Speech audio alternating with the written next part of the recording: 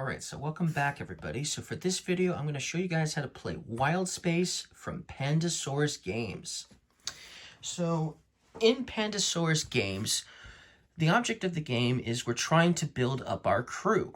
We only start with a captain, so we each get a corresponding animal captain, and this is the only member of our starting crew.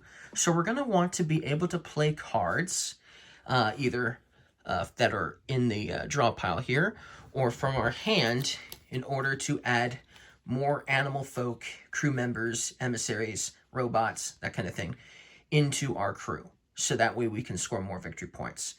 We're going to score victory points based on a number of different things. So we have this handy score pad to help us. We can score victory points for, so if we can get 3 of the same animal, so this is a lizard folk, right? So if we can get 3 lizards, then that's going to give us 5 points, okay? That goes the same for every other animal. So if we can get 3 of a particular type of animal, at least 3, we get 5 points. Meaning, if we only have 1 lizard folk or 2 lizard folk, we get no points for that animal folk, okay? But we're going to score for each of the 6 different animal folks based on how many we have of each of them. So, and if you have more than 3 lizard folk, for instance, if you have, like, for instance, 4 lizard folk, every additional animal folk after the 3 gets you an additional 5 points. So if I had 6 of these lizard folk, I'd get 5 for the first 3, then I'd get 5 more for the 4th one, 5 more for the 5th one, 5 more for the 6th one. So that's, 20 points right there. It's a lot of points. And I still get to score for all of the other animal folk that I have a lot of, okay? Then you'll score points based on if you manage to get all 6 animals. So if you can get at least 1 animal of all 6 animal folk in your crew, then you're going to score 15 points, okay? If you can do that. If not, you get nothing. So for instance, I was playing this solo. Both me and the AI only had 5 of the 6, so we scored nothing at all. So you need to get all 6 if you want to get that extra 15 points. Then we're going to score points based on how many robots we have. Sometimes a robot will be worth points, and sometimes it won't be worth points. So if we ever play this particular robot into our crew, that's 3 extra victory points. But not all robots have victory points on them. So it's just based on which ones give us victory points. Another thing you'll notice is we have this little medal here, and we have a medal that we start with on the board, and it always starts to the left of our card. And then every time we play a card that lets us basically, or every time we play a card that has a medal on it, it's considered a veteran. So this is a veteran robot. There might be some crew members that have a medal on it. This one does, for instance, it has a medal on it. So whenever we play a crew member that is a veteran, that has a medal on it, we get to move our veteran token up 1 every time. And then we get to do this free action, which for here would be draw a card. So we get to draw a card from the crew, from either here or from one of the 3 piles there. And then if we do it again, and I would get to draw another card. If I did it the 3rd time, this icon means I get to play a card from my hand, meaning I get to play a card to add to my crew. This one means I get to draw 2 cards, and I can draw, from here, and then I can replenish and then choose to draw again, or draw from here, for instance, as many times as I'm allowed to, depending on the number. And then if I ever got it to this last spot, I would score 9 victory points at the end of game. And it's different for each captain. So there's 6 different captains, because they're all different animal folk, and they each have different benefits at different spots. So not everyone's going to have the same, basically additional benefit, okay? So it just happens to be for this guy. So like, for instance, this owl folk has a different stuff on it. So he can score 8 points if he can get his medal up to this point. But then he can draw a card, he can draw 2 cards, and then if he gets it to the last point, he can play a card last. But he only gets 8 points versus the lizard folk who gets 9 points, for instance.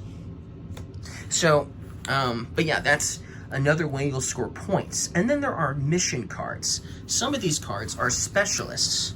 So for instance, I have some specialists in my hand here The specialists are the ones with these like folder icons in them, or you know, something like that, or scratch sheet, or whatever you want to call them.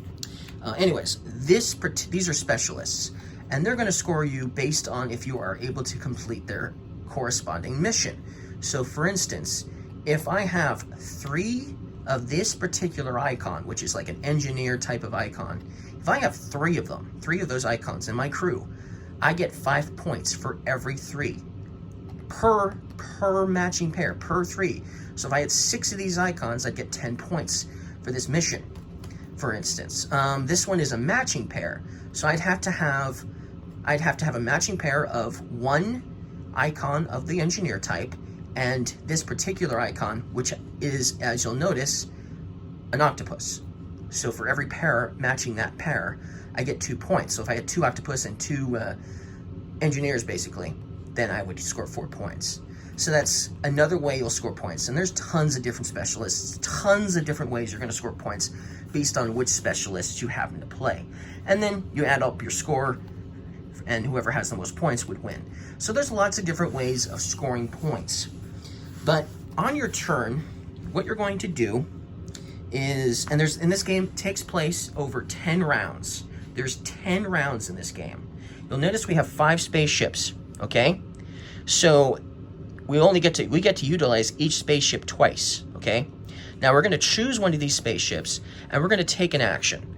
Now these 3 planets we don't have access to yet. We can't access any of these planets until we have 3 or more cards in play in our crew, okay? So I'd have to be able to play 1, 2, 3 more cards, not including the captain. And then once I do, then we would flip this over and we'd have access to new different types of actions, okay? And once we got 6, we could flip this one over. Once we got 9, we could flip this one over. Now, the first player who manages to do this is going to have access to this area first, but the other players won't be able to access this until they have also played 3 cards into their crew, okay? Also, what's really interesting is your ships can share space with other ships. So your opponents, they can go to the same spot as you. That's allowed. But one thing that's never allowed is you're never allowed to have 2 of your same ships on the same type of action. So if I wanted to put it on this planet, I'd have to have it something like this, for instance, because those are 2 separate actions, while this is the same action, so that's not allowed. So you can't take the same action twice, basically. Or should I say this same type of action here twice, is basically what that means. So then on your turn, you have 2 choices that you can do. You can either land a ship or explore a planet. In the beginning of the game, the only thing you can do is land a ship. So for instance, I could either go here, here, here, or here, and then I would take the action. Then on a future turn, I could choose to land land a ship somewhere else on another planet, for instance, something like that maybe, or maybe something like that, for instance. I could do that, or I could also explore a planet, and exploring a planet means I get to move my ship up to this action location here. That's what exploring a planet is. And each of the explore actions is the same action. It's the same here, here, here, here, and then on all 3 of these planets, it's going to be exactly the same type of action.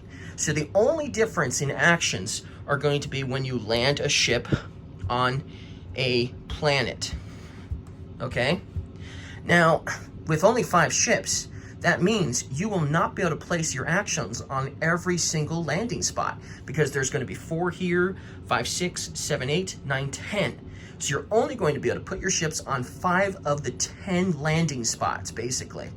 Okay, and that means whenever you take the other action, you're going to be just simply moving your ship up to explore. So you're going to do that 5 times as well. So 5 of your actions will be different, and 5 of your actions are going to be exactly the same. Well, what kind of actions can you take on your turn? Well, one of the first basic actions that you can take on your turn is if you decide to land your ship at this location. So let me zoom in so you guys can see a little bit better. If I take this action here, I get to move the metal token up 1 space. So right now it's there because that's where it starts, but I get to move that up 1.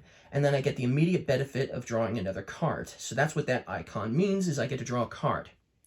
This action, if I take this action, however, I can draw a card from, obviously, the deck. I mean, from either here or here, for instance. And then that icon next to it says I can play a specialist. Okay, that means I'd have to play one of these brown ones because they're specialists, right? So I get to play one of these, basically. That's what that means. Another type of action I can take is I can go here, and then I have to discard a card from my hand first. So to take that action, I'd have to discard one of these cards. Okay, I have to discard a card. And then this icon means I can play a card. So then I can play a card from my hand by discarding one, which is cool, right? And if I was to play this one, I have the optional benefit to do this particular action as well, which means I have to do this first. I have to meet the requirements of what's in the blue circle, which means I'd have to be able to discard a card. But if I discard this card, then I wouldn't be able to play a card from my hand because my hand would now be empty. So, and you can only access this ability when you play it. So if you play this and then later down the road you wanted to, but you can't do that. So you have to think about what cards you're going to play because you want to be able to make sure you match and qualify for the benefits for some of these actions. Now, not all of these are going to have blue circles. So some of them you can just do if you want. Okay? And then the last action here is I can discard a card from my hand, and then I can draw 3 cards. Those are the 4 basic actions that you'll have access to in the game. And then, after that, when you explore a planet, you get to draw 3 cards, and you get to play 1 card. So you're going to do that 5 times in the course of the game. When you decide to do that is up to you.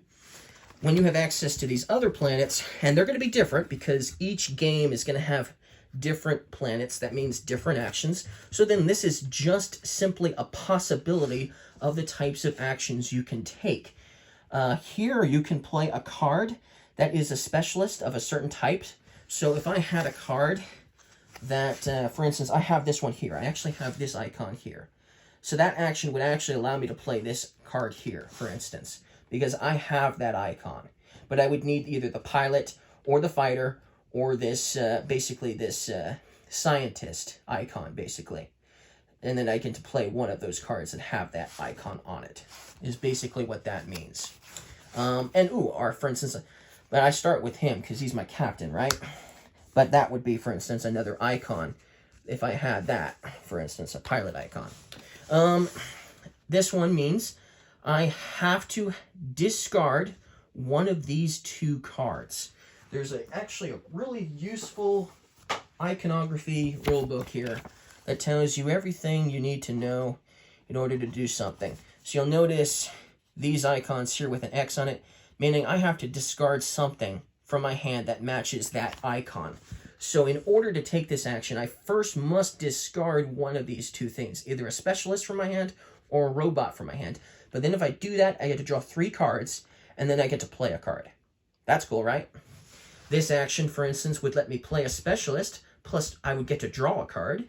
This one would require me to discard either a fighter icon from my hand, a botanist icon from my hand, or a scientist icon from my hand. And then if I do that, I get to draw 3 cards, and I get to play a card, for instance. We got some other options here. This one requires me to have either it requires me to have both a specialist and a robot in my crew. If I don't have both of those in my crew, I can't take this action. I just have to have them to do these, for instance. But then I get to play a crew member from my hand. A crew member are these blue cards, okay? So whenever you see that icon, it means I can play these blue cards, one of them from my hand, okay? And then another type of action you could potentially do for this one, for instance, is with this, I have to discard a crew member from my crew. I mean, I have to discard a card from my crew. So it's not from my hand I'm discarding. I have to discard something that's already in play, that's in my crew, to do this action. And then the icon for this action is I get to draw a card and play it. So that's what I get to do with when you see this type icon here. That's just some of the many different possible actions that you could possibly take on your turn. But basically, yeah, you're going to play 10 rounds of this. You're going to count up your score, and whoever has the most points would win. That's basically how you play Wild Space. You are allowed to combo too. So sometimes when you play a card, it's going to tell you that you get to play another card. And then maybe it's going to tell you to play another card. You could literally play 3 cards on the same turn pretty easily sometimes. And it has been possible. It happened to me once. I was able to play 5 cards on the same turn because something just kept saying, I get to play this, I get to play this, I get to play this, I get to play this. I discard this, but I have to play this. I get to play this. So there's a lot of that going on too. So you want to combo as much as you possibly can. So you're going to be wanting to look at everything and try to combo as much as you possibly can. But basically, that's everything you need to know in order to play Wild Space. So I'm going to do another video explaining how to play solo, as well as I'm going to do a solo gameplay of this game. So thank you guys for watching, and I'll see you guys again next time. Bye.